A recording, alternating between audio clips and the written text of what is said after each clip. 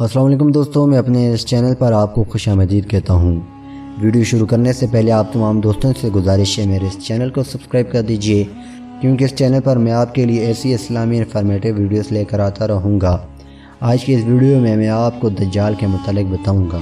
Video کو and تک ضرور دیکھیے گا، کیونکہ میں آپ کو اس ویڈیو میں دجال کے متعلق شروع سے لے کر آخر تک ایک ذرہ برابر بات بھی بتاؤں گا، جس سے آپ کو فائدہ ہوگا اور انشاءاللہ آپ دجال کے فتنہ سے محفوظ رہیں گے۔ تو ویڈیو کو اینڈ تک دیکھیے گا۔ چلیے شروع کرتے ہیں۔ دجال کا نکلنا۔ قیامت کی علامات جو کہ قیامت کی قرب کی توقع دلاتی ہیں، ان میں سے اللہ تعالیٰ جو چاہیں پیدا کرتے ہیں۔ ان علامات میں سے دجال کا نکلنا بھی ہے۔ دجال کون ہے؟ کیا وہ موجودہ دور میں موجود ہے؟ کیا گزشتہ زمانہ میں کسی نے اسے دیکھا ہے؟ دجال کی کیا صفات ہیں؟ اس کے نکلنے کی کیا وجوہات ہیں؟ اور وہ کون سا غصہ ہے جو اسے آئے گا؟ دجال کے متعلق غلط نظریے کون سے ہیں؟ تو چلیے سب سے پہلے جانتے ہیں دجال کون ہے۔ دجال بنی آدم کی نسل میں سے ہے۔ اللہ تعالیٰ نے اسے ایسی طاقت بخشی ہے جو انسانوں میں سے کسی اور کو نہیں دی، جس سے اللہ تعالیٰ اس کی طاقت کے ذریعے لوگوں کے ایمان کا امتحان و آزمائش کریں گے۔ رسول صلی اللہ علیہ وآلہ وسلم نے ہمیں اس کی پیروی سے خبردار کیا ہے اور ہمیں اس کی کچھ صفات بتائی ہیں جن کے ذریعے ہم اس کو پہچان سکتے ہیں۔ ہم یہاں دجال کے متعلق آپ کو بتائیں گے، کیونکہ کسی چیز کے متعلق جان لینا اس سے بہتر ہے کہ ہم اسے نہ جانتے ہوں۔ حضرت حذیفہ رضی اللہ تعالیٰ عنہ حضور صلی اللہ علیہ وآلہ وسلم سے شر کے بارے میں پوچھتے رہتے تھے، اس خدشہ سے کہ کہیں وہ اس شر میں واقع نہ ہو جائیں۔ دجال کا فتنہ عظیم ترین فتنہ ہے۔ رسول صلی اللہ علیہ وآلہ وسلم کی اپنی امت پر سب سے زیادہ خوف اسی فتنہ دجال کا تھا، تو رسول صلی اللہ علیہ وآلہ وسلم نے اپنی امت کو اس فتنہ کے بارے میں خبردار کیا اور ڈرایا، کیونکہ دجال کے پاس ایسی طاقت ہے کہ جس سے وہ لوگوں کے دلوں میں شکوک و شبہات پیدا کر سکتا ہے، اور دجال یہ بھی دعویٰ کرے گا کہ وہ رب العالمین ہے۔ نعوذ باللہ۔ لہذا اگر ہم نے دجال کی صفات اور اس سے بچنے کے راستے جان لیے تو اللہ تعالیٰ اپنے فضل سے ہمیں اس کے شر سے محفوظ رکھیں گے۔ جانتے ہیں دجال کو مسیح الدجال کیوں کہا گیا؟ دجال کو مسیح اس لیے کہا گیا ہے کہ اس کی بائیں آنکھ مری ہوئی ہوگی، جس سے وہ کانا ہوگا، اور عربی میں مسیح مری ہوئی چیز کو کہتے ہیں، اور مسیح کا معنی یہ بھی لکھا گیا ہے کہ وہ پوری زمین کی سیر کرے گا، جس کی وجہ سے اسے مسیح کہا گیا، اور یہ بھی لکھا گیا ہے کہ دجال کے چہرے کی ایک جانب آنکھ ہوگی۔ نیز اسے دجال اس لیے کہا گیا ہے کیونکہ وہ دجل سے مشتق ہے، اور عربی میں دجل کا معنی بڑا جھوٹ ہے، کیونکہ دجال بھی بڑا جھوٹ ہوگا، اس لیے اسے دجال کہا گیا، اور جو کوئی جھوٹی بات یا دعویٰ کرے تو اس سے بھی دجال کہا جاتا ہے۔ دجال کس چیز کا دعویٰ کرے گا؟ دجال کا دعویٰ یہ ہوگا کہ وہ رب العالمین ہے، اعوذ باللہ، اور وہ لوگوں کو خود پر ایمان لانے کی دعوت دے گا، اور اس لیے رسول صلی اللہ علیہ وآلہ وسلم نے فرمایا کہ دجال کانا ہے اور تمہارا رب کانا نہیں۔ دجال کے پاس ایسے ہیلے ہوں گے کہ جس سے وہ لوگوں کو گمراہ کرے گا۔ آئیے آپ کو ابن سیاد کا قصہ سناتے ہیں۔ رسول صلی اللہ علیہ وآلہ وسلم کے زمانہ میں مدینہ منورہ میں ایک یہودی غلام تھا جس کا نام ابن زیاد تھا۔ رسول صلی اللہ علیہ وآلہ وسلم کو اس پر شک تھا کہ یہ دجال ہے، اور رسول صلی اللہ علیہ وآلہ وسلم کا اس یہودی غلام کے ساتھ ایک واقعہ بھی پیش آیا۔ حضرت عبداللہ بن عمر رضی اللہ تعالیٰ عنہ سے مروی ہے کہ حضرت عمر بن خطاب رضی اللہ تعالیٰ عنہ رسول صلی اللہ علیہ وآلہ وسلم اور کچھ لوگ ابن سیاد کی طرف چلے تو اسے بچوں کے ساتھ ایک قلعے کے پاس کھیلتے ہوئے پایا۔ اس وقت ابن سیاد کی عمر بہت کم تھی، قریباً وہ 15 برس تھی، اور اتفاق سے رسول صلی اللہ علیہ وسلم کا دست مبارک اس کی پیٹھ پر لگا تو رسول صلی اللہ علیہ وآلہ وسلم نے فرمایا، کیا تو اس بات کی گواہی دیتا ہے کہ میں اللہ تعالیٰ کی طرف سے بھیجا ہوا رسول ہوں؟ ابن سیاد نے رسول صلی اللہ علیہ وآلہ وسلم کی طرف دیکھ کر کہا، اس بات کی گواہی دیتا ہوں کہ آپ صلی اللہ علیہ وآلہ وسلم اللہ تعالیٰ کے رسول ہیں۔ پھر ابن سیاد نے رسول صلی اللہ علیہ وآلہ وسلم سے پوچھا، کیا آپ صلی اللہ علیہ وآلہ وسلم اس بات کی گواہی دیتے ہیں کہ میں بھی اللہ کا رسول ہوں؟ تو رسول صلی اللہ علیہ وآلہ وسلم نے اس سے اعراض فرمایا اور فرمایا، میں اللہ اور اس کے رسولوں پر ایمان لایا ہوں۔ پھر رسول صلی اللہ علیہ وسلم نے ابن سیاد سے پوچھا تمہیں کیا نظر آتا ہے؟ ابن سیاد نے کہا میرے پاس سچے اور جھوٹے آتے ہیں۔ رسول صلی اللہ علیہ وسلم نے فرمایا تم پر بات گڑبڑ ہو گئی ہے۔ پھر رسول صلی اللہ علیہ وسلم نے فرمایا یعنی میں نے تمہارے لیے اپنے اندر ایک لفظ چھپایا ہوا ہے، تم مجھے پہچان کر دکھاؤ کہ وہ کیا لفظ ہے۔ رسول صلی اللہ علیہ وسلم نے اس کے لیے دخان کا لفظ چھپایا ہوا تھا، تو ابن سیاد نے کہا وہ دخ ہے۔ ابن سیاد نے حتی المقدر کوشش کی کہ وہ دخان کا پورا لفظ بولے، لیکن وہ ادا نہ کر سکا، کیونکہ ابن سیاد کے پاس کچھ جنات تابع تھے جو اسے بات بتا دیتے تھے۔ ان جنات نے ابن سیاد کو رسول صلی اللہ علیہ وسلم کا پوشیدہ لفظ دخان پورا بتانے کی کوشش کی، لیکن وہ پورا نہ بتا سکے، تو انہوں نے اس کا آدھا لفظ بتایا، جس سے ابن سیاد نے دخ کا لفظ بتایا۔ پھر رسول صلی اللہ علیہ وسلم نے فرمایا یعنی ذلیل ہو کر پڑا رہے، تو ہی کاقن اور دجال ہے۔ پھر حضرت عمر بن خطاب رضی اللہ تعالیٰ عنہ نے رسول صلی اللہ علیہ وسلم سے عرض کیا کہ مجھے اجازت دیجیے میں اسے قتل کر دوں۔ رسول صلی اللہ علیہ وسلم نے فرمایا اگر یہ وہی دجال ہے تو تم اس پر ہرگز مسلط نہ ہو سکو گے، یعنی اگر ابن سیاد ہی دجال ہے تو تم اس کے قاتل کی جگہ نہیں لے سکتے، اس لیے کہ مشیت خداوندی میں یہ ہے کہ دجال کو عیسیٰ بن مریم علیہ السلام نازل ہونے کے بعد قتل کریں گے، اور اگر یہ ابن سیاد دجال نہیں تو تمہارے لیے اس کو قتل کرنے میں کوئی فائدہ نہیں۔ حضرت سالم بن عبداللہ لکھتے ہیں کہ میں نے عبداللہ بن عمر رضی اللہ تعالیٰ عنہ کو فرماتے ہوئے سنا کہ گزشتہ واقعے کے بعد رسول صلی اللہ علیہ وسلم اور حضرت ابی بن قعب اس کی کھجور کے پاس چلے جس کے پاس ابن سیاد موجود تھا، تو رسول صلی اللہ علیہ وسلم کھجور کے درختوں میں آہستہ آہستہ اور چپکے سے گزرے گئے، اس توقع سے کہ ابن سیاد سے کوئی بات سن لیں اس سے پہلے کہ وہ آپ کو دیکھے۔ تو رسول صلی اللہ علیہ وسلم نے اسے اپنی جھونپڑی میں لیٹے ہوئے پایا، جس میں معمولی سی آواز تھی جس کی کوئی سمجھ نہ آتی تھی۔ اتنے میں ابن سیاد کی ماں نے رسول صلی اللہ علیہ وسلم کو آتے ہوئے دیکھا، وہ کھجوروں کے درختوں کو خاموشی سے عبور کرتے ہوئے آ رہے ہیں، تو اس نے ابن سیاد کو آواز دیتے ہوئے کہا اے ابن سیاد دیکھو یہ محمد صلی اللہ علیہ وسلم آ گیا۔ رسول صلی اللہ علیہ وسلم نے فرمایا اگر اس کی ماں اس کو اس کی حالت پر چھوڑ دیتی، یعنی اسے میرے آنے کا نہ بتاتی، تو ہمیں پتہ چل جاتا کہ وہ واقعی دجال ہے یا نہیں۔ حضرت ابو سعید رضی اللہ تعالیٰ عنہ سے مروی ہے، فرماتے ہیں کہ رسول صلی اللہ علیہ وسلم اور ابو بکر عمر رضی اللہ تعالیٰ عنہ کو مدینہ کے ایک راستے میں ابن سیاد ملا، اور رسول صلی اللہ علیہ وسلم نے اس سے پوچھا کیا تو یہ مانتا ہے کہ میں اللہ کا رسول ہوں؟ ابن سیاد نے جواب میں کہا کیا آپ مانتے ہیں کہ میں اللہ کی طرف سے بھیجا ہوا رسول ہوں؟ رسول صلی اللہ علیہ وسلم نے فرمایا کہ میں اللہ کے اس فرشتوں اور کتابوں پر ایمان لایا ہوں۔ پھر اس سے پوچھا تمہیں کیا نظر آتا ہے؟ ابن سیاد نے کہا مجھے پانی پر عرش دکھائی دیتا ہے۔ رسول صلی اللہ علیہ وسلم نے فرمایا تمہیں سمندر کے پانی پر ابلیس کا عرش نظر آ رہا ہے؟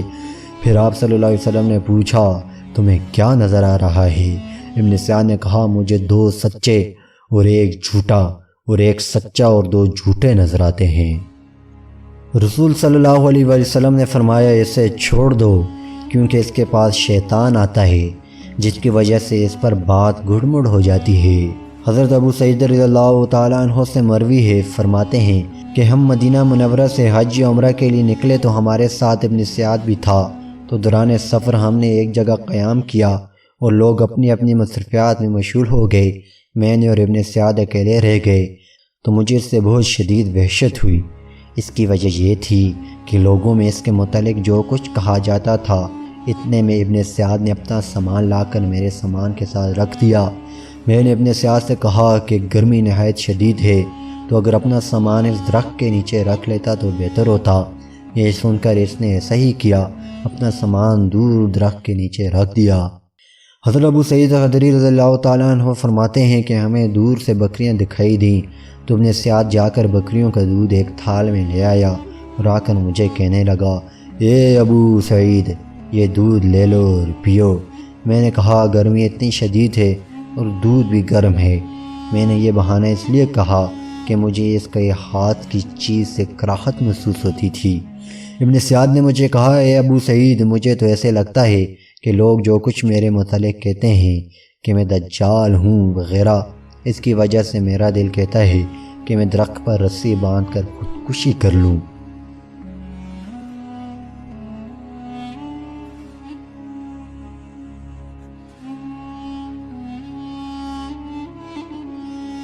اے ابو سعید، کیا تم حدیث رسول صلی اللہ علیہ وسلم سے آراستہ ہو؟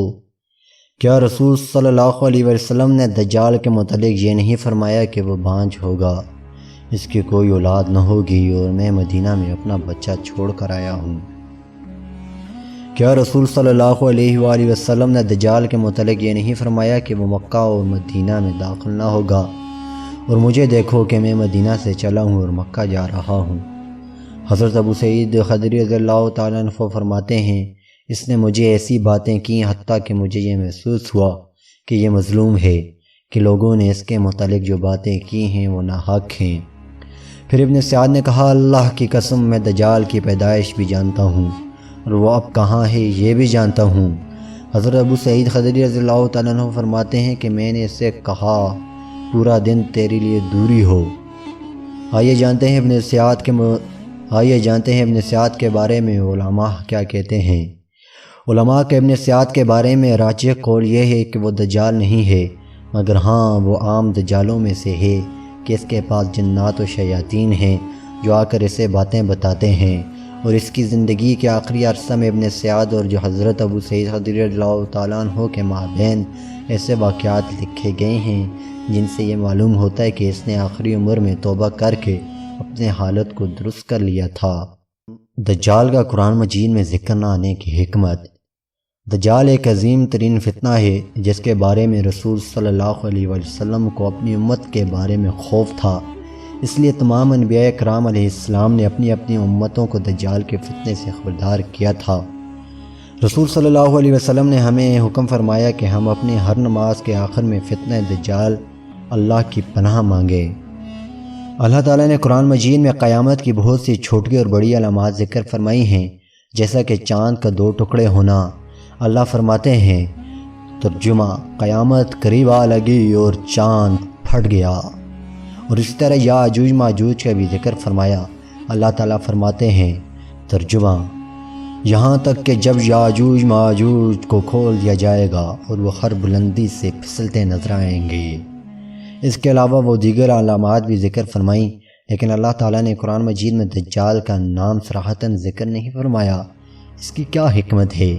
اس بارے میں لکھا گیا ہے، اللہ تعالیٰ نے قرآن مجید کی اس آیت میں دجال کا ذکر فرمایا ہے۔ ترجمہ، حالانکہ جس دن تمہارے پروردگار کی کوئی نشانی آ گئی، اس دن کسی ایسے شخص کا ایمان اس کے لیے کارآمد نہیں ہوگا جو پہلے ایمان نہ لایا ہو۔ رسول صلی اللہ علیہ وسلم نے حدیث میں فرمایا، 3 علامتیں اگر ظاہر ہو گئیں تو انسان کو نیکی کوئی کام نہ آئے گی سوائے اس کے جو اس نے ان 3 علامات سے پہلے نہ کر لی ہوں۔ وہ 3 علامات یہ ہیں: دجال کا نکلنا، چوپائے کا نکلنا، آفتاب کا مغرب سے طلوع ہونا۔ قرآن مجید میں حضرت عیسیٰ کے نزول کی طرف اشارہ آیا ہے، جیسا کہ اللہ تعالیٰ فرماتے ہیں، اور اللہ تعالیٰ فرماتے ہیں، اور اہل کتاب میں سے کوئی ایسا نہیں ہے جو اپنی امت سے پہلے ضرور البصر عیسیٰ علیہ السلام پر ایمان نہ لائے۔ ترجمہ، اور جب عیسیٰ ابن مریم کی مثال دی گئی تو تمہاری قوم کے لوگ یکا یک شور مچانے لگے اور کہنے لگے ہمارے معبود بہتر ہیں، جب انہوں نے تمہارے سامنے یہ مثال محض کٹ جہتی کے لیے دی ہے، بلکہ یہ لوگ ہی جھگڑالو ہیں۔ وہ یعنی عیسیٰ علیہ السلام تو بس ہمارے ایک بندے تھے جن پر ہم نے انعام کیا تھا اور بنی اسرائیل کے لیے ان کو ایک نمونہ بنایا تھا، اور اگر ہم چاہیں تو تم سے فرشتے پیدا کر دیں جو زمین میں ایک دوسرے کے جانشین بن کر رہا کریں، اور یقین رکھو کہ وہ عیسیٰ علیہ السلام قیامت کی نشانی ہیں، اس لیے تم اس میں شک نہ کرو۔ اور جیسا کہ حدیث میں وارد ہوا ہے کہ آخری زمانہ میں عیسیٰ علیہ السلام نازل ہونے کے بعد دجال کو قتل کریں گے، تو عیسیٰ علیہ السلام کے قرآن مجید میں ذکر آنے سے دجال کا ذکر بھی سمجھ جائے گا۔ وہ حدیث جن میں دجال کا نکلنا قیامت کی علامت بتایا گیا ہے۔ حضرت حذیفہ بن اسید غفاری رضی اللہ تعالیٰ عنہ سے مروی ہے کہ رسول صلی اللہ علیہ وسلم نے فرمایا، قیامت نہ آئے گی جب تک کہ اس سے پہلے 10 علامات ظاہر نہ ہو جائیں: روحیں کا اٹھنا، دجال کا نکلنا، چوپائے کا نکلنا، آفتاب کا مغرب سے طلوع ہونا۔ حضرت ابو ہریرہ رضی اللہ تعالیٰ عنہ سے مروی ہے کہ رسول صلی اللہ علیہ وسلم نے فرمایا، 3 علامتیں اگر ظاہر ہو گئیں تو انسان کو نیکی کوئی کام نہ آئے گی سوائے اس کے جو اس نے ان 3 علامات سے پہلے نہ کر لی ہوں۔ وہ 3 علامتیں یہ ہیں: آفتاب کا مغرب سے طلوع ہونا، دجال کا نکلنا، چوپائے کا نکلنا۔ روئے زمین پر سب سے بڑا فتنہ دجال ہے۔ حضرت ابن عمر رضی اللہ تعالیٰ عنہ سے مروی ہے، فرماتے ہیں کہ رسول صلی اللہ علیہ وسلم لوگوں میں وعظ فرما رہے تھے، پھر آپ صلی اللہ علیہ وسلم نے دجال کا ذکر کر کے فرمایا، میں تمہیں اس سے خبردار کرتا ہوں، اور کوئی ایسا نبی نہیں گزرا جس نے اپنی قوم کو اس سے خبردار نہ کیا، مگر میں تمہیں اس کے بارے میں ایسی بات بتاتا ہوں جس کا کسی نبی نے اپنی قوم کو نہیں بتایا، کہ دجال کانا ہے اور اللہ تعالیٰ کانا نہیں ہے۔ حضرت نواس بن سمان رضی اللہ تعالیٰ عنہ سے مروی ہے کہ رسول صلی اللہ علیہ وسلم نے فرمایا، دجال کے علاوہ میں تم پر کسی چیز کا خوف نہیں رکھتا، اگر وہ میرے ہوتے ہوئے نکل آیا تو میں اس کا تمہارے بدلے سامنا کروں گا اور اس پر حجت قائم کروں گا، اور اگر وہ نکل آئے اور میں تم میں نہ ہوں تو ہر شخص اپنی ذمہ داری اٹھائے، اور اللہ تعالیٰ ہر مسلمان پر میرا خلیفہ ہے۔ دجال کے نکلنے سے پہلے کی علامات۔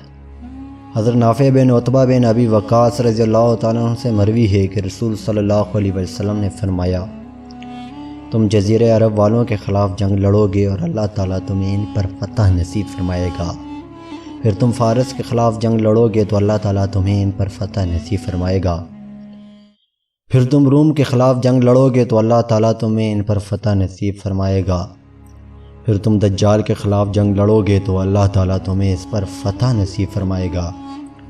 حضرت معاذ بن جبل رضی اللہ تعالیٰ عنہ سے مروی ہے کہ رسول صلی اللہ علیہ وسلم نے فرمایا، بیت المقدس کی آبادی میں مدینہ منورہ کی ویرانی ہے، اور مدینہ کی ویرانی میں عظیم جنگ کے لیے نکلنا ہے، اور عظیم جنگ میں نکلنے میں قسطنطنیہ کی فتح ہے، اور قسطنطنیہ کی فتح میں دجال کا نکلنا ہے۔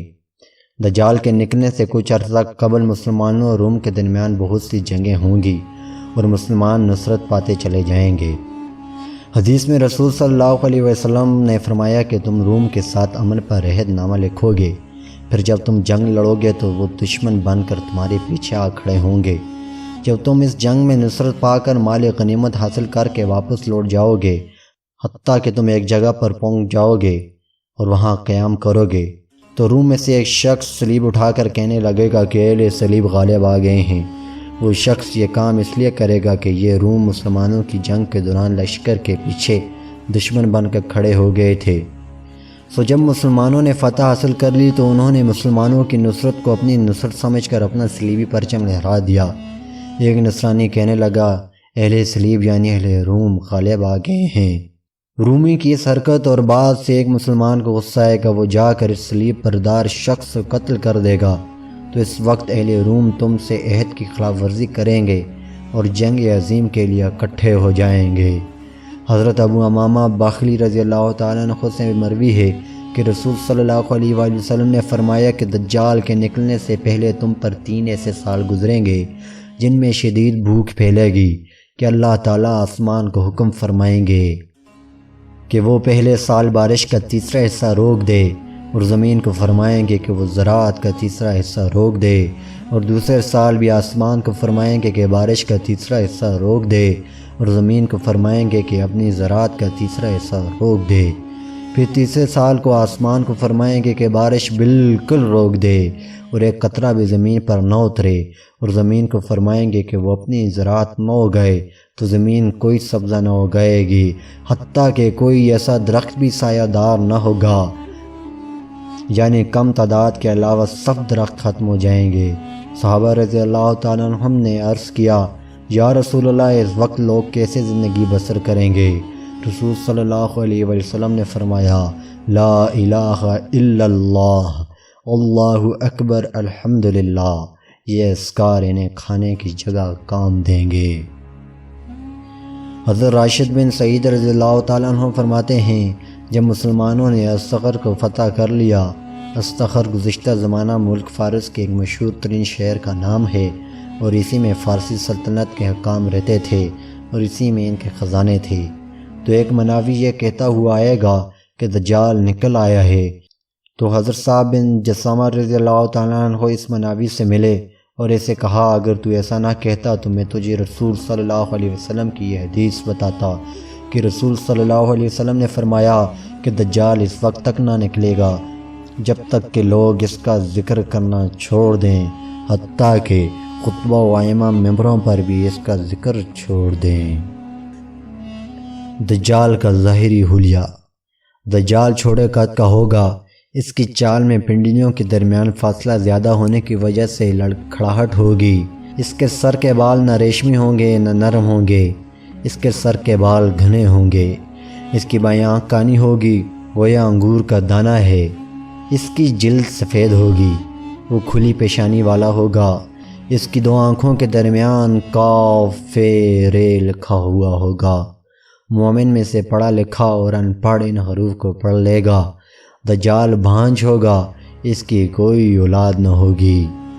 مذکورہ صفات کو اس طرح جمع کیا جا سکتا ہے کہ دجال پست قد، موٹی جسامت، بڑے سر والا، دونوں آنکھوں میں ایب کے بائیں آنکھ کی کانی ہوگی جیسا کہ انگور کا دانہ ہوتا ہے، اور دائیں آنکھ پر ابرو لڑکا ہوا ہوگا۔ اس کے سر کے بال سخت اور گھنے ہوں گے، اس کی جلد مائل بے مائل سفید ہوگی۔ اس کی دونوں پنڈلیوں کے درمیان زیادہ فاصلہ ہوگا اور اس کی دونوں آنکھوں کے درمیان کاف ر لکھا ہوا ہوگا۔ دجال کے نکلنے کی جگہ۔ حضرت ابوبکر رضی اللہ تعالیٰ عنہ سے مروی ہے کہ رسول صلی اللہ علیہ وآلہ وسلم نے فرمایا کہ دجال زمین کے مشرقی جانب سے نکلے گا جسے خراسان کہا جاتا ہے، جو آج کے زمانہ میں ایران میں واقع ہے، اور بہت سی قومیں اس کی پیروی کریں گی جن کے چہرے موٹے اور گولائی میں ہوں گے۔ دجال کے نکلنے کے بعد اس کی خبر پھیلنے کی ابتدا شام و عراق سے ہوگی، کیونکہ ایک روایت جو کہ حضرت نواز بن سمان رضی اللہ تعالیٰ عنہ سے مروی ہے کہ رسول صلی اللہ علیہ وآلہ وسلم دجال کے متعلق فرماتے ہیں کہ وہ شام و عراق کی زمین کے درمیان سے نکلے گا۔ جساسہ اور دجال کا قصہ۔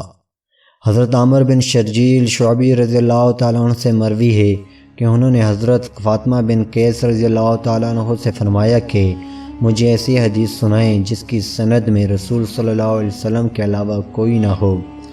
حضرت فاطمہ رضی اللہ تعالیٰ عنہ نے فرمایا اگر تم ایسا چاہتے ہو تو میں بتاتی ہوں۔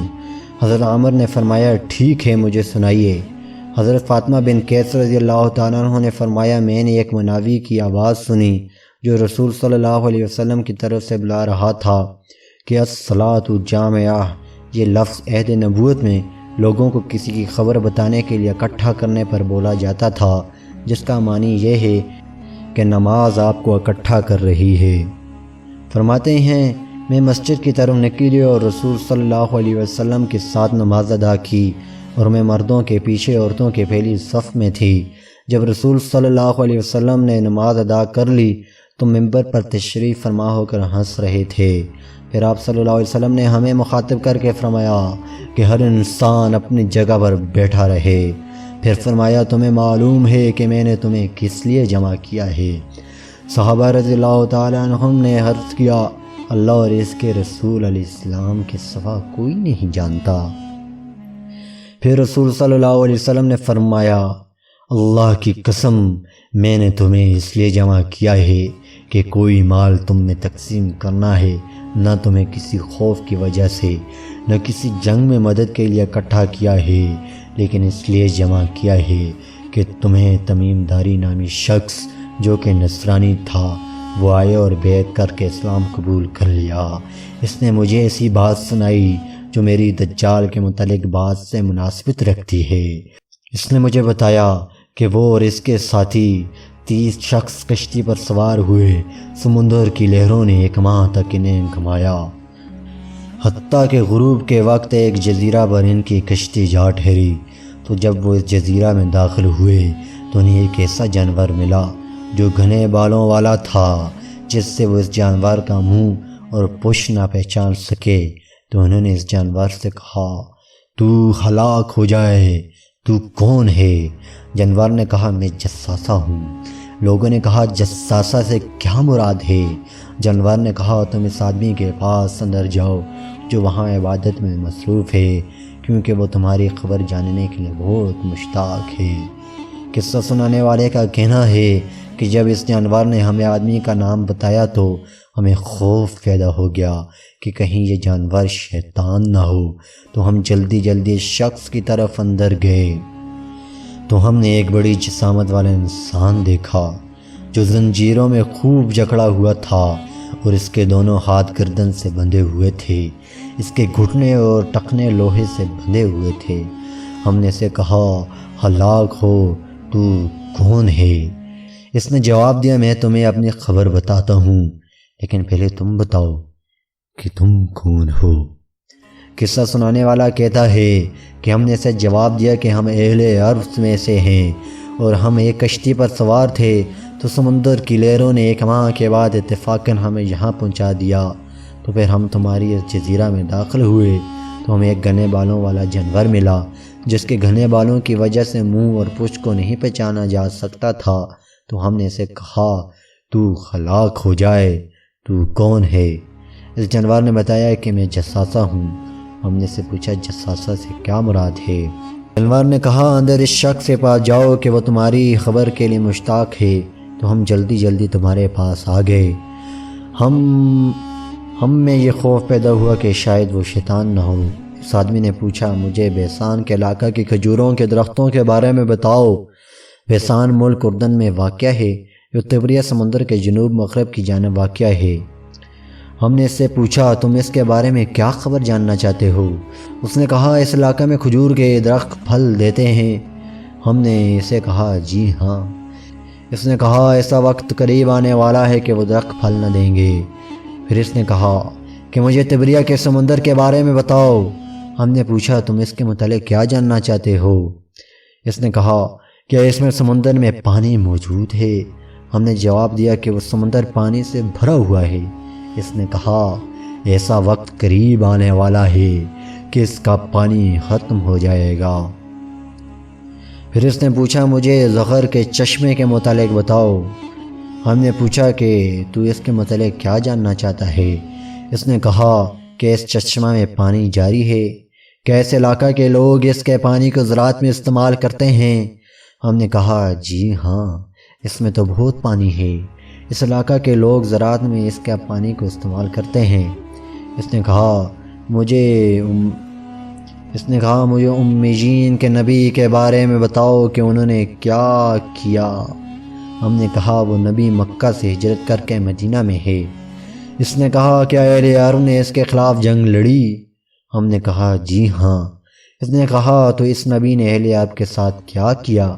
ہم نے کہا اس سے بتایا کہ وہ اپنے ارد گرد کے اہل عرب پر غالب آ گیا اور انہوں نے اس کی پیروی کی۔ اس نے کہا کیا واقعی ایسا ہو چکا ہے؟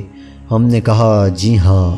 اس نے کہا واقعی اہل عرب نے اس نبی کو تابعداری کر کے درست کیا، اور اب میں تمہیں اپنی خبر بتاتا ہوں، میں مسیح ہوں، اور ایسا وقت قریب آنے والا ہے کہ مجھے نکلنے کی اجازت مل جائے گی، اور میں نکل کر 40 راتوں میں پوری دنیا زمین طے کروں گا۔ کوئی ایسی بستی نہ چھوڑوں گا جس میں داخل نہ ہو جاؤں سوائے مکہ اور مدینہ کے، کیونکہ یہ دونوں شہر مجھ پر حرام ہیں کہ میں ان میں داخل نہ ہو سکوں گا۔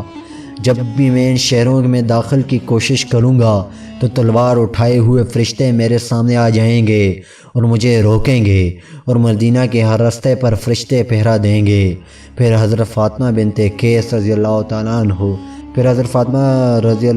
عنہ جو کہ حدیث کی راوی ہیں فرماتی ہیں کہ رسول صلی اللہ علیہ وسلم اپنی لاٹھی سے ممبر کو بجایا اور فرمایا یہ طیبہ ہے، یہ طیبہ ہے، یہ طیبہ ہے، یعنی مدینہ منورہ۔ لوگوں نے عرض کیا جی ہاں یا رسول اللہ۔ پھر رسول صلی اللہ علیہ وسلم نے فرمایا کہ مجھے تمیم کی بات پسند آئی، اس کی بعد میری بات جو میں تمہیں دجال کے متعلق بتاتا تھا اس سے مناسبت رکھتی ہے۔ ہاں وہ دجال شام یا یمن کے سمندر میں ہے۔ پھر آپ صلی اللہ علیہ وسلم نے 3 مرتبہ فرمایا نہیں بلکہ مشرق کی جانب ہے۔ پھر آپ صلی اللہ علیہ وسلم نے اپنے دست مبارک سے مشرق کی جانب اشارہ فرمایا۔ مشرق ہمارے آج کے زمانہ میں ایران اور عراق کی زمین کو کہتے ہیں۔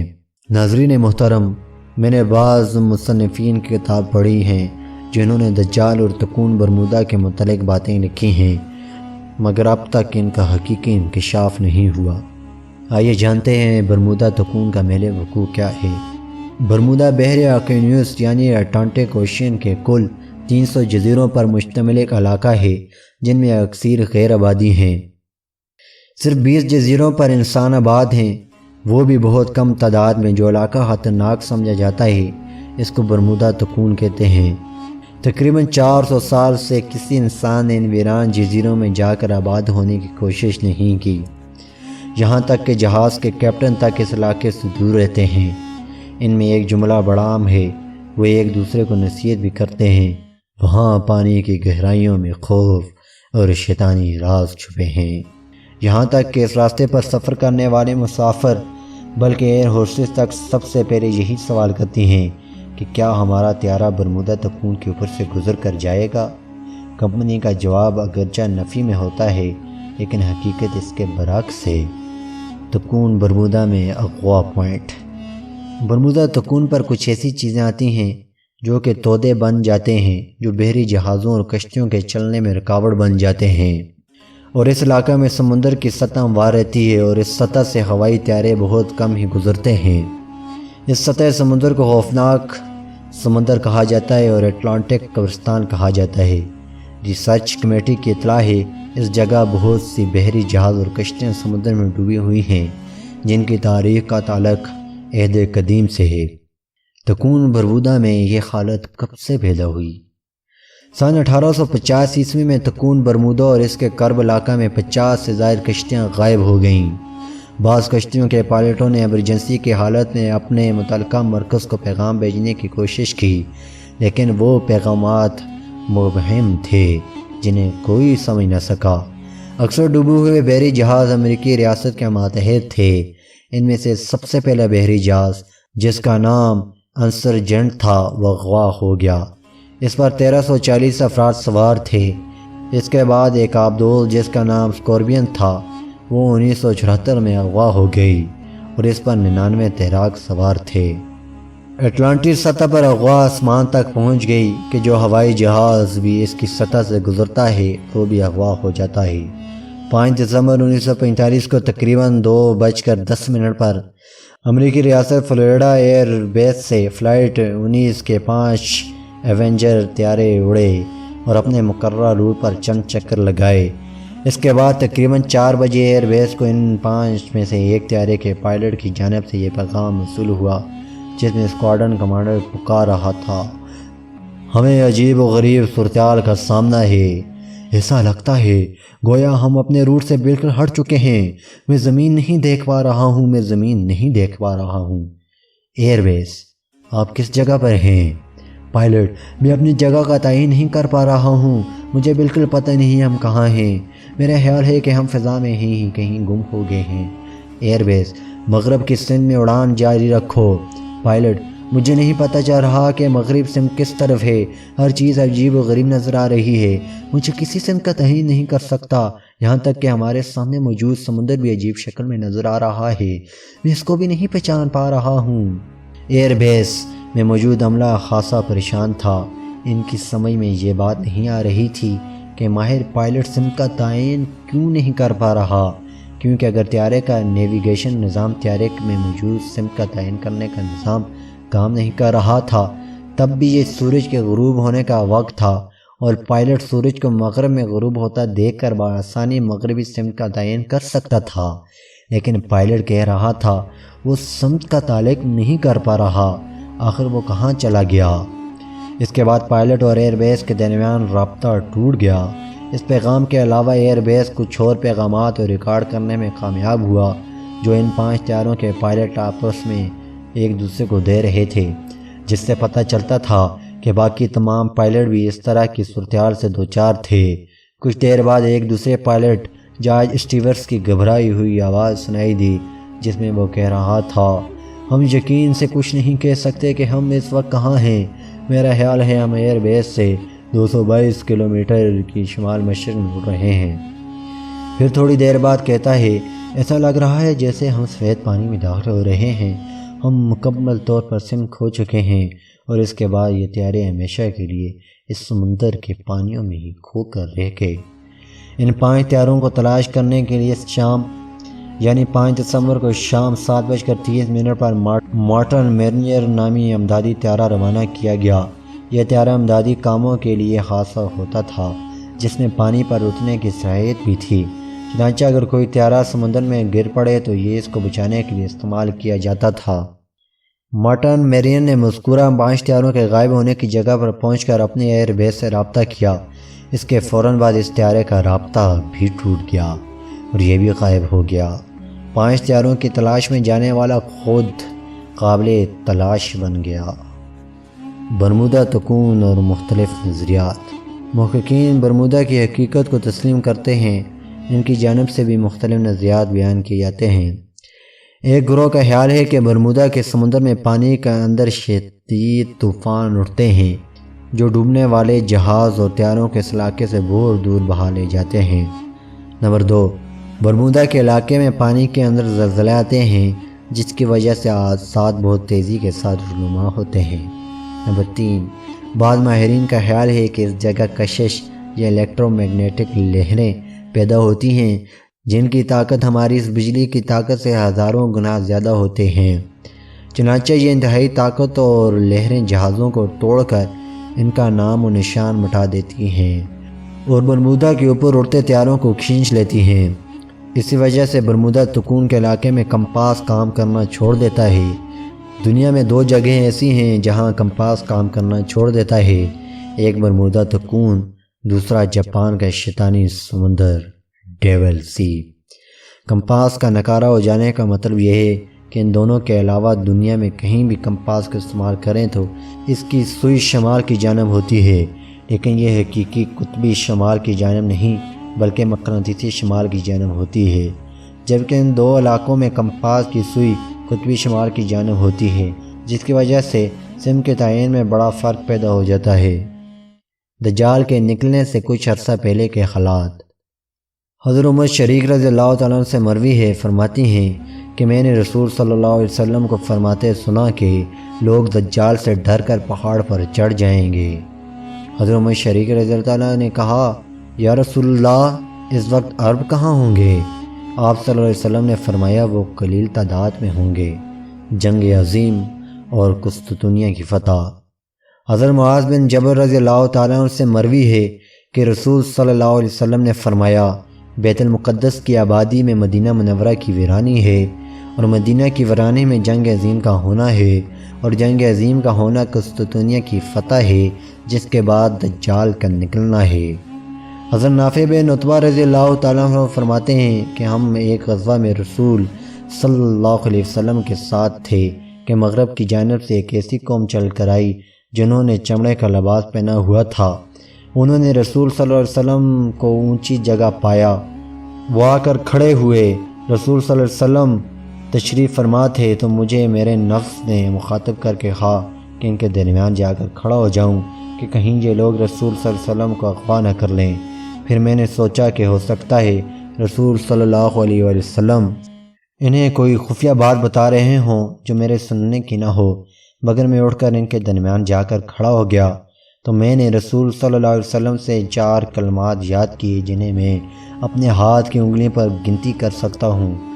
آپ نے فرمایا، تم جزیرے عرب والوں کے خلاف جنگ لڑو گے تو اللہ تعالیٰ تمہیں ان پر فتح نصیب فرمائے گا، تم اہل فارس کے خلاف جنگ لڑو گے تو اللہ تعالیٰ تمہیں ان پر فتح نصیب فرمائے گا، پھر تم اہل روم کے خلاف لڑو گے تمہیں اللہ تعالیٰ فتح نصیب فرمائے گا، پھر تم دجال کے خلاف جنگ لڑو گے تو اللہ تعالیٰ تمہیں اس پر بھی فتح نصیب فرمائیں گے۔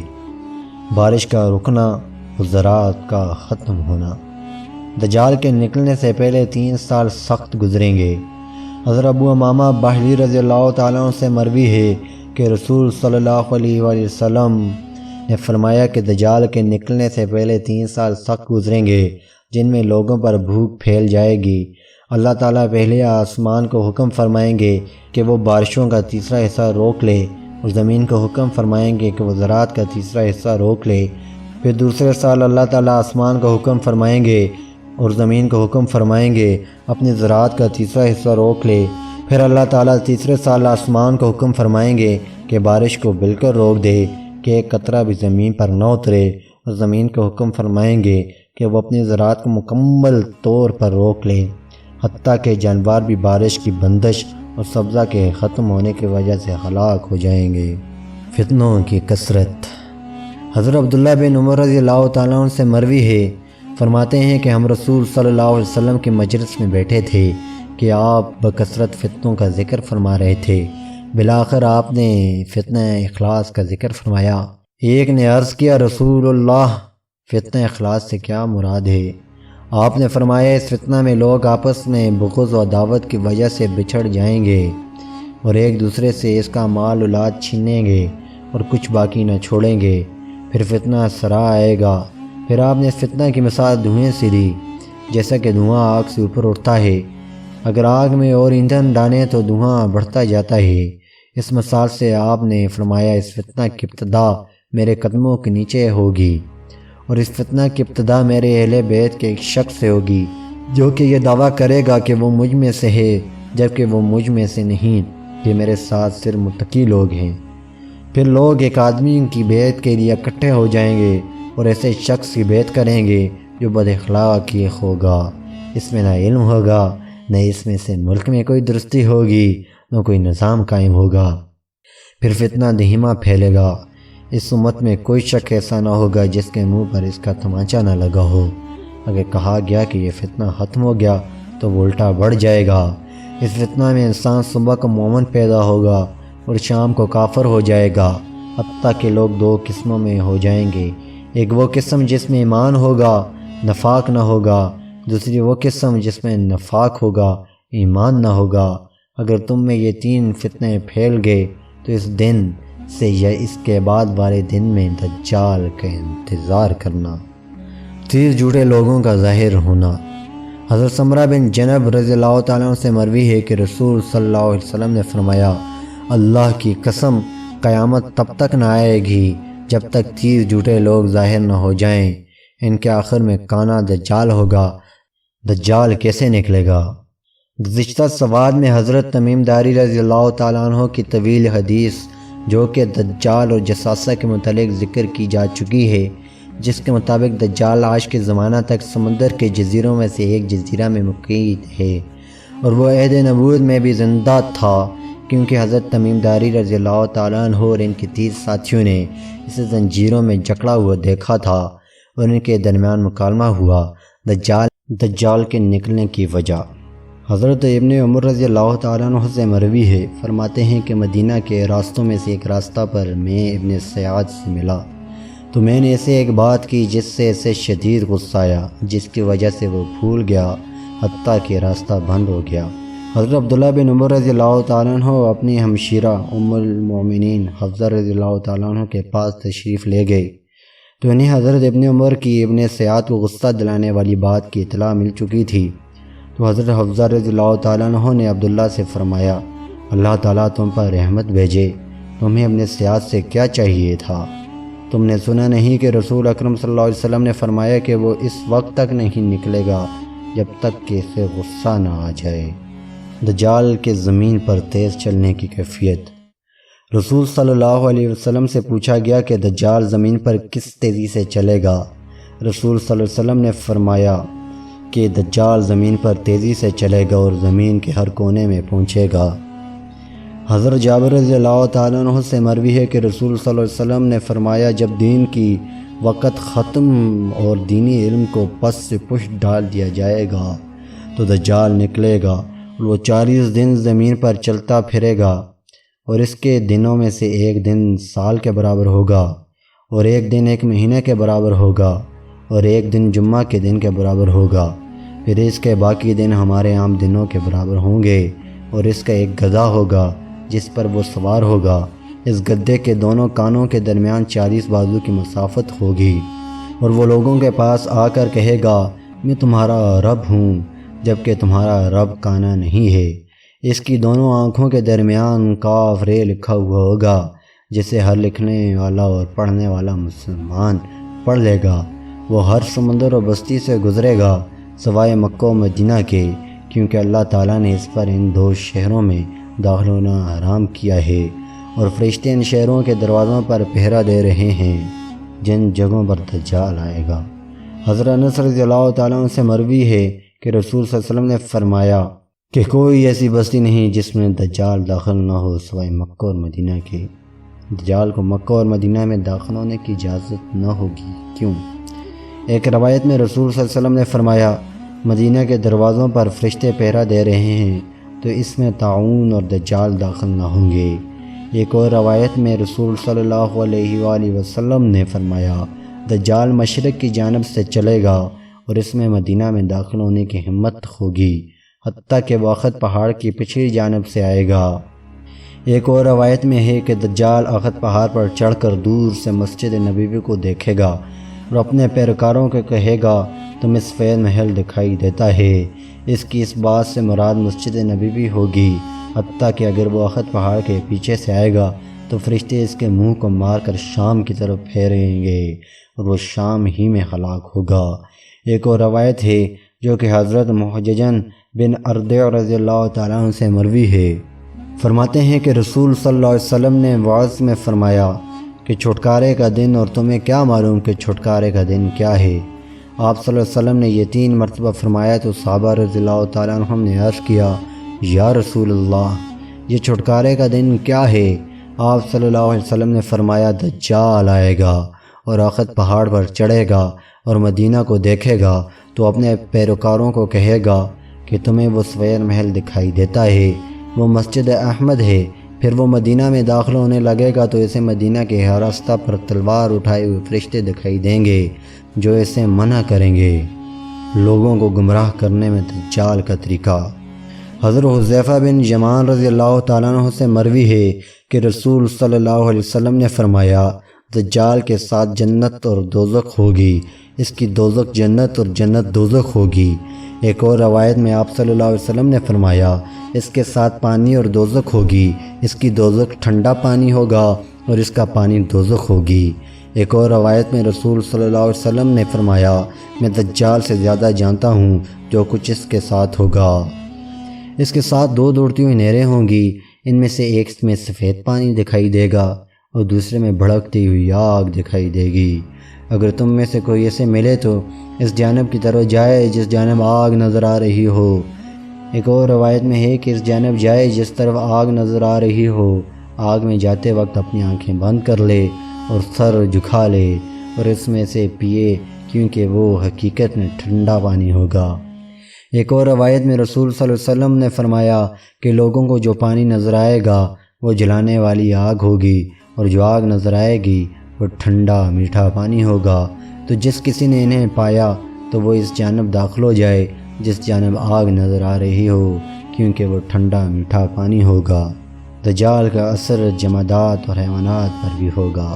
حضرت نواز بن سمان رضی اللہ تعالیٰ عنہ سے مروی ہے کہ رسول صلی اللہ علیہ وسلم نے فرمایا کہ دجال کسی قوم کو خود پر ایمان لانے کی دعوت دے گا تو وہ اس پر ایمان لائیں گے، تو دجال آسمان کو کہے گا کہ بارش برسا تو وہ بارش برسائے گا، زمین کو کہے گا سبزہ اگا تو وہ سبزہ اگا دے گی۔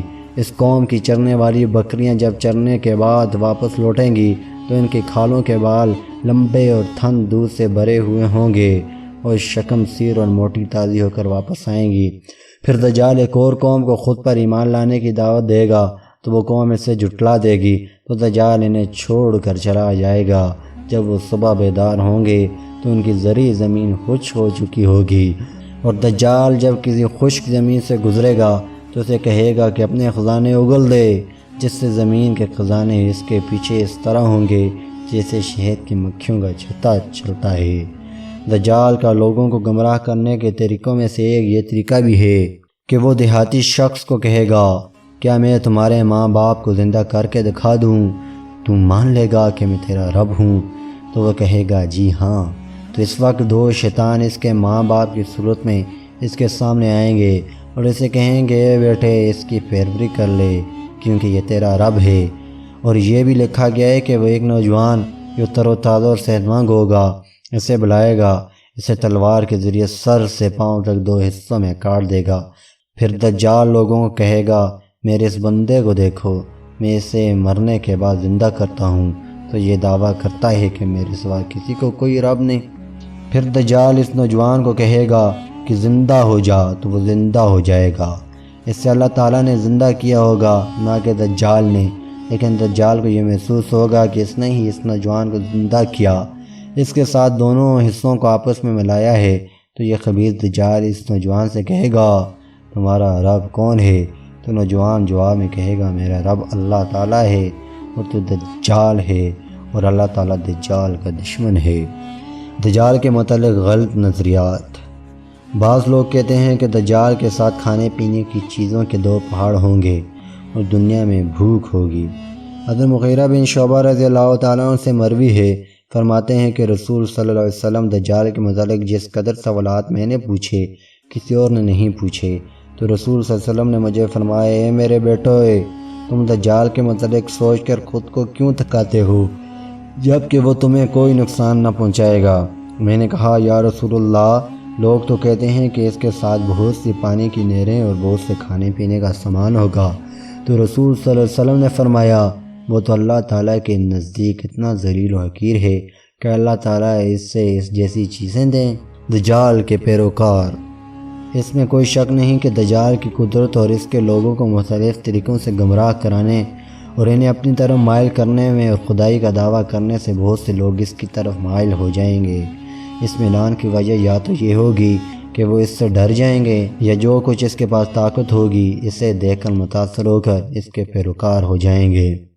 ان پیروکاروں میں سے بعض یہ ہیں جو خود حضرت انس بن مالک رضی اللہ تعالیٰ عنہ سے مروی ہے کہ رسول صلی اللہ علیہ وسلم نے فرمایا اصفہان میں سے 70,000 یہودی دجال کے تابع ہو جائیں گے جن کے سروں پر تیالسا ہوں گے۔ اصفہان ایران کے بڑے شہر میں سے ایک شہر ہے جو گزشتہ زمانوں میں ایران کا دارالحکومت تھا، اور تیالسا سے مراد وہ کپڑا ہے جو دوپٹہ کی طرح ہوتا ہے اور سروں پر پہنا جاتا ہے۔ کفار و مشرکین۔ حضرت انس بن مالک رضی اللہ عنہ سے مروی ہے کہ رسول صلی اللہ علیہ وسلم نے فرمایا کوئی ایسا شخص نہیں جس میں دجال داخل نہ ہو سوائے مکہ و مدینہ کے، اور ان دونوں شہروں کے اندر داخل ہونے کے راستوں پر کوئی ایسا راستہ نہ ہوگا جس پر فرشتے پہرا نہ دے رہے ہوں۔ تو پھر دجال شودہ زمین پر اترے گا تو زمین کی زمین اپنی رہائشوں پر کانپے گی، جس سے ہر کافر و منافق مدینہ سے نکل جائے گا۔ دیہاتی جاہل لوگ۔ حضرت ابو امامہ رضی اللہ تعالیٰ عنہ سے مروی ہے کہ رسول صلی اللہ علیہ وسلم نے ایک طویل حدیث میں فرمایا دجال کے فتنوں میں یہ فتنہ بھی ہوگا کہ دجال دیہاتی کو کہے گا اگر میں تیرے سامنے تیرے ماں باپ کو زندہ کروں تو کیا مجھے رب مانے گا؟ تو دیہاتی کہے گا جی ہاں۔ جن لوگوں کے چہرے مجان مترکہ ہوں گے۔ مجان مترکہ سے مراد وہ لوگ ہیں جن کے سر بڑے اور چہرہ چٹیل ہوں گے۔ حضرت ابو بکر صدیق رضی اللہ تعالیٰ عنہ سے مروی ہے کہ رسول صلی اللہ علیہ وسلم نے فرمایا کہ دجال زمین کے مشرقی جانب سے خراسان سے نکلے گا اور اس کے پیروری ایسی قوم کرے گی جن کے چہرے مجان مترکہ ہوں گے، عورتیں۔ دجال زمین پر اترے گا اور سب سے زیادہ اس کی طرف نکلنے والی عورتیں ہوں گی، حتیٰ کہ مرد اپنے قریبی رشتہ داروں ماں، بیٹی، بہن، پھپھی کو رسیوں سے باندھ دے گا کہ کہیں دجال کی طرف نہ نکل جائیں۔ دجال کی زمین پر رہنے کی مدت۔ رسول صلی اللہ علیہ وسلم سے دجال کی زمین پر رہنے کی مدت کے بارے میں پوچھا گیا تو آپ صلی اللہ علیہ وسلم نے فرمایا 40 دن۔ سب سے پہلا دن 1 سال کے برابر ہوگا، اس کے بعد کا دن 1 مہینے کے برابر ہوگا، اور اس کے بعد کا دن جمعہ کے دن کے برابر ہوگا، اور اس کے باقی دن تمہارے عام دنوں کے برابر ہوں گے۔ دجال کے ملاقات سے دور بھاگنا۔ حضرت عمران بن حسین رضی اللہ تعالیٰ عنہ سے مروی ہے کہ رسول صلی اللہ علیہ وسلم نے فرمایا جس کسی نے دجال کے نکلنے کی خبر سنی تو اس سے دور بھاگے، پس اللہ کی قسم کہ کوئی شخص اس کی طرف جائے گا اور خود کو یہ سمجھے گا کہ پختہ ایمان والا ہے، مگر وہ شبہات کی وجہ سے اس دجال کی پیروی کر لے گا۔ اللہ تعالیٰ سے پناہ مانگنا۔ حضرت ابو امامہ باہلی رضی اللہ تعالیٰ عنہ سے مروی ہے کہ رسول صلی اللہ علیہ وسلم نے فرمایا جو دجال کی آگ سے آزمایا گیا تو وہ اللہ تعالیٰ سے پناہ مانگے۔ اللہ تعالیٰ کے اسماء و صفات کو جاننا۔ دجال کانا ہوگا جبکہ اللہ تعالیٰ کی ذات ہر عیب سے پاک ہے۔ وہ کانا نہیں بلکہ اللہ تعالیٰ خوبصورت ہیں اور ہر عیب سے پاک ہیں۔ دجال پر سورہ کہف کی پہلی 10 آیات کا پڑھنا۔ حضرت ابو درداء رضی اللہ تعالیٰ سے مروی ہے کہ رسول صلی اللہ علیہ وسلم نے فرمایا، جس کسی نے سورہ کہف کی 10 آیتیں یاد کر لیں تو وہ دجال کے فتنہ سے محفوظ رہے گا۔ سورہ کہف کی مکمل تلاوت کرنا۔ حضرت ابو سعید خدری رضی اللہ تعالیٰ عنہ سے مروی ہے کہ رسول صلی اللہ علیہ وآلہ وسلم نے فرمایا، جس کسی نے سورہ کہف پڑھی کہ جس طرح نازل ہوئی ہے، پھر اسے دجال ملا تو دجال اس پر مسلط ہوگا، نہ دجال کو اس شخص سے گمراہ کرنے کا کوئی راستہ ملے گا۔ حرمین شریفین میں پناہ حاصل کرنا۔ دجال مکہ مکرمہ اور مدینہ منورہ میں ہرگز داخل نہ ہوگا، اس لیے یہ دونوں شہر دجال کے فتنہ سے بچنے کی جگہ ہیں۔ شرعی علم سے مسلح ہونا۔ اللہ تعالیٰ پر ایمان رکھنے کے ساتھ شرعی علم حاصل کرنا ہر فتنہ کے سامنے اصلاح کا کام دیتا ہے۔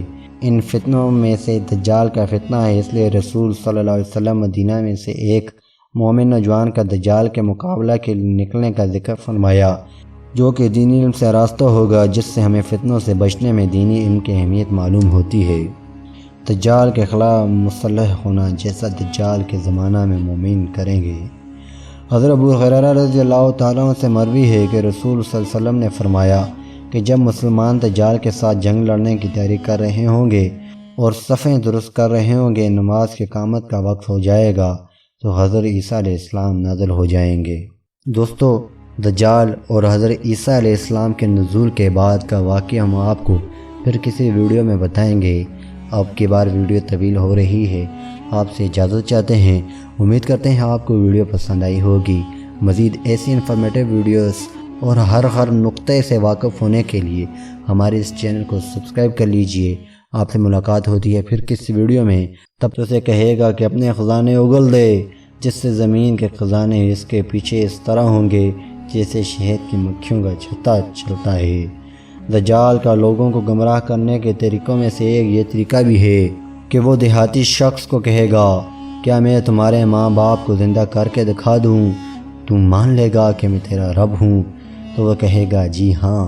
تو اس وقت 2 شیطان اس کے ماں باپ کی صورت میں اس کے سامنے آئیں گے اور اسے کہیں گے، اے بیٹے اس کی پیروی کر لے کیونکہ یہ تیرا رب ہے۔ اور یہ بھی لکھا گیا ہے کہ وہ ایک نوجوان جو تر و تازہ اور صحت مند ہوگا اسے بلائے گا، اسے تلوار کے ذریعے سر سے پاؤں تک 2 حصوں میں کاٹ دے گا۔ پھر دجال لوگوں کو کہے گا، میرے اس بندے کو دیکھو، میں اسے مرنے کے بعد زندہ کرتا ہوں تو یہ دعویٰ کرتا ہے کہ میرے سوا کسی کو کوئی رب نہیں۔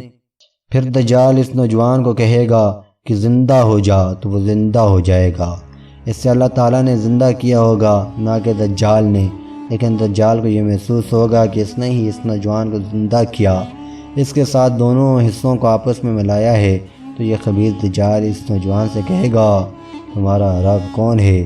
تو نوجوان جواب میں کہے گا، میرا رب اللہ تعالیٰ ہے اور تو دجال ہے، اور اللہ تعالیٰ دجال کا دشمن ہے۔ دجال کے متعلق غلط نظریات۔ بعض لوگ کہتے ہیں کہ دجال کے ساتھ کھانے پینے کی چیزوں کے 2 پہاڑ ہوں گے اور دنیا میں بھوک ہوگی۔ حضرت مغیرہ بن شعبہ رضی اللہ تعالیٰ عنہ سے مروی ہے، فرماتے ہیں کہ رسول صلی اللہ علیہ وسلم دجال کے متعلق جس قدر سوالات میں نے پوچھے کسی اور نے نہیں پوچھے، تو رسول صلی اللہ علیہ وسلم نے مجھے فرمایا، اے میرے بیٹو، تم دجال کے متعلق سوچ کر خود کو کیوں تھکاتے ہو جبکہ وہ تمہیں کوئی نقصان نہ پہنچائے گا؟ میں نے کہا، یا رسول اللہ، لوگ تو کہتے ہیں کہ اس کے ساتھ بہت سی پانی کی نہریں اور بہت سے کھانے پینے کا سامان ہوگا۔ تو رسول صلی اللہ علیہ وسلم نے فرمایا، وہ تو اللہ تعالیٰ کے نزدیک اتنا ذلیل و حقیر ہے کہ اللہ تعالیٰ اس سے اس جیسی چیزیں دیں۔ دجال کے پیروکار۔ اس میں کوئی شک نہیں کہ دجال کی قدرت اور اس کے لوگوں کو مختلف طریقوں سے گمراہ کرانے اور انہیں اپنی طرف مائل کرنے میں اور خدائی کا دعویٰ کرنے سے بہت سے لوگ اس کی طرف مائل ہو جائیں گے۔ اس میلان کی وجہ یا تو یہ ہوگی کہ وہ اس سے ڈر جائیں گے، یا جو کچھ اس کے پاس طاقت ہوگی اسے دیکھ کر متاثر ہو کر اس کے پیروکار ہو جائیں گے۔ ان پیروکاروں میں سے بعض یہ ہیں: یعقوت۔ حضرت انس بن مالک رضی اللہ تعالیٰ عنہ سے مروی ہے کہ رسول صلی اللہ علیہ وسلم نے فرمایا، اصفہان میں سے 70,000 یہودی دجال کے تابع ہو جائیں گے، جن کے سروں پر تیال سا ہوں گے۔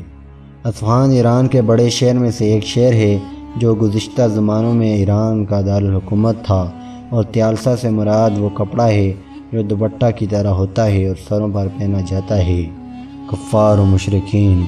حضرت انس بن مالک رضی اللہ عنہ سے مروی ہے کہ رسول صلی اللہ علیہ وسلم نے فرمایا، کوئی ایسا شخص نہیں جس میں دجال داخل نہ ہو سوائے مکہ و مدینہ کے، اور ان دونوں شہروں کے اندر داخل ہونے کے راستوں پر کوئی ایسا راستہ نہ ہوگا جس پر فرشتے پہرا نہ دے رہے ہوں۔ تو پھر دجال شودہ زمین پر اترے گا تو زمین کی زمین اپنی رہائشوں پر کانپے گی، جس سے ہر کافر و منافق مدینہ سے نکل جائے گا۔ دیہاتی جاہل لوگ۔ حضرت ابو امامہ رضی اللہ تعالیٰ سے مروی ہے کہ رسول صلی اللہ علیہ وسلم نے ایک طویل حدیث میں فرمایا، دجال کے فتنوں میں یہ فتنہ بھی ہوگا کہ دجال دیہاتی کو کہے گا، اگر میں تیرے سامنے تیرے ماں باپ کو زندہ کروں تو کیا مجھے رب مانے گا؟ تو دیہاتی کہے گا، جی ہاں۔ جن لوگوں کے چہرے مجان مترکہ ہوں گے۔ مجان مترکہ سے مراد وہ لوگ ہیں جن کے سر بڑے اور چہرہ چٹیل ہوں گے۔ حضرت ابو بکر صدیق رضی اللہ تعالیٰ سے مروی ہے کہ رسول صلی اللہ علیہ وسلم نے فرمایا کہ دجال زمین کے مشرقی جانب سے خراسان سے نکلے گا، اور اس کے پیروری ایسی قوم کرے گی جن کے چہرے مجان مترکہ ہوں گے، عورتیں۔ دجال زمین پر اترے گا اور سب سے زیادہ اس کی طرف نکلنے والی عورتیں ہوں گی، حتیٰ کہ مرد اپنے قریبی رشتہ داروں، ماں، بیٹی، بہن، پھپھی کو رسیوں سے باندھ دے گا کہ کہیں دجال کی طرف نہ نکل جائیں۔ دجال کی زمین پر رہنے کی مدت۔ رسول صلی اللہ علیہ وسلم سے دجال کی زمین پر رہنے کی مدت کے بارے میں پوچھا گیا تو آپ صلی اللہ علیہ وسلم نے فرمایا 40 دن۔ سب سے پہلا دن 1 سال کے برابر ہوگا، اس کے بعد کا دن 1 مہینے کے برابر ہوگا، اور اس کے بعد کا دن جمعہ کے دن کے برابر ہوگا، اور اس کے باقی دن تمہارے عام دنوں کے برابر ہوں گے۔ دجال کے ملاقات سے دور بھاگنا۔ حضرت عمران بن حسین رضی اللہ تعالیٰ عنہ سے مروی ہے کہ رسول صلی اللہ علیہ وسلم نے فرمایا، جس کسی نے دجال کے نکلنے کی خبر سنی تو اس سے دور بھاگے۔ پس اللہ کی قسم کہ کوئی شخص اس کی طرف جائے گا اور خود کو یہ سمجھے گا کہ پختہ ایمان والا ہے، مگر وہ شبہات کی وجہ سے اس دجال کی پیروی کر لے گا۔ اللہ تعالیٰ سے پناہ مانگنا۔ حضرت ابو امامہ باہلی رضی اللہ تعالیٰ عنہ سے مروی ہے کہ رسول صلی اللہ علیہ وسلم نے فرمایا، جو دجال کی آگ سے آزمایا گیا تو وہ اللہ تعالیٰ سے پناہ مانگے۔ اللہ تعالیٰ کے اسماء و صفات کو جاننا۔ دجال کانا ہوگا جبکہ اللہ تعالیٰ کی ذات ہر عیب سے پاک ہے، وہ کانا نہیں بلکہ اللہ تعالیٰ خوبصورت ہیں اور ہر عیب سے پاک ہیں۔ دجال پر سورہ کہف کی پہلی 10 آیات کا پڑھنا۔ حضرت ابو درداء رضی اللہ تعالیٰ سے مروی ہے کہ رسول صلی اللہ علیہ وسلم نے فرمایا، جس کسی نے سورہ کہف کی 10 آیتیں یاد کر لیں تو وہ دجال کے فتنہ سے محفوظ رہے گا۔ سورہ کہف کی مکمل تلاوت کرنا۔